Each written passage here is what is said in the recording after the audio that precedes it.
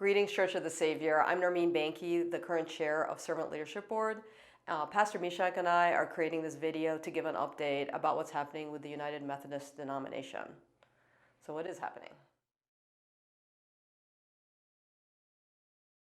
Well, many of you have heard that there is a potential schism happening within the United Methodist Church. We were supposed to have a general conference in 2020, but the global pandemic delayed that and delayed a whole bunch of other stuff as well. So what's currently been happening is, due to the delay in the general conference that was supposed to take place, a few provisions have been made. Number one, a new denomination has been formed called the Global Methodist Church. And that Global Methodist Church is going to hold traditional values. And by traditional, I'm referring to marriage and human sexuality. And there has also been a provision made within the West Ohio Conference for churches to disaffiliate.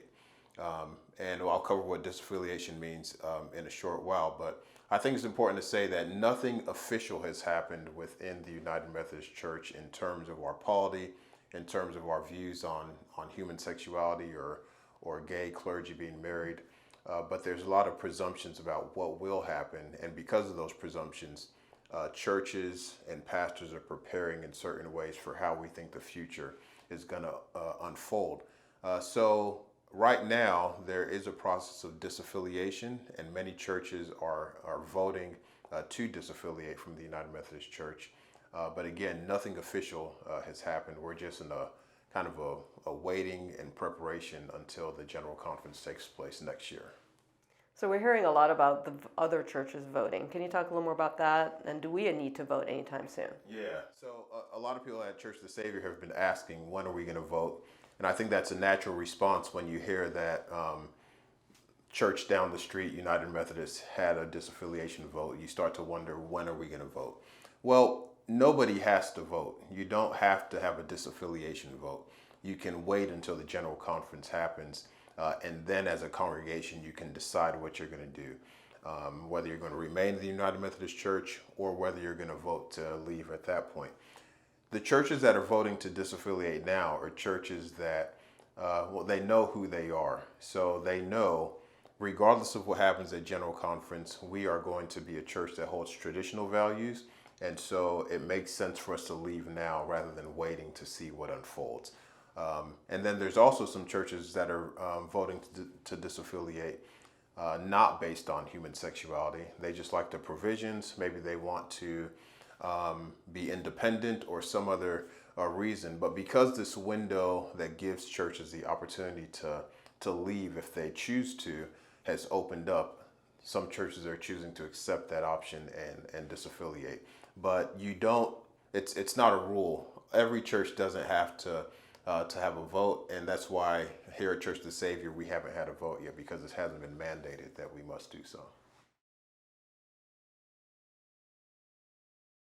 What are the presumptions of what will change when General Conference finally happens in 2024? Yeah, good question. The presumption is that at the General Conference, they will vote to change the language in the Book of Discipline that currently prohibits gay clergy from being ordained, and the language that prohibits local United Methodist churches from performing homosexual marriages.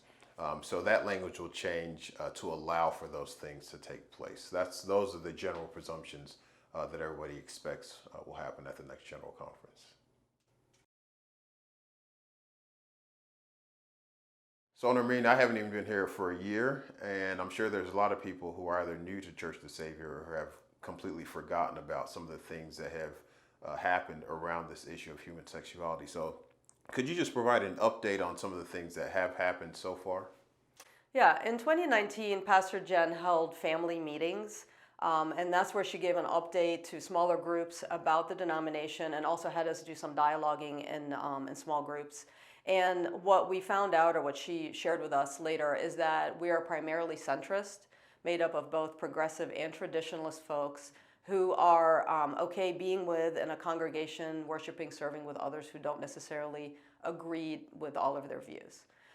So I'm not surprised by that. Our church is very diverse. We have a lot of different generations, a lot of generational families, which is great and is, I think, what makes us special.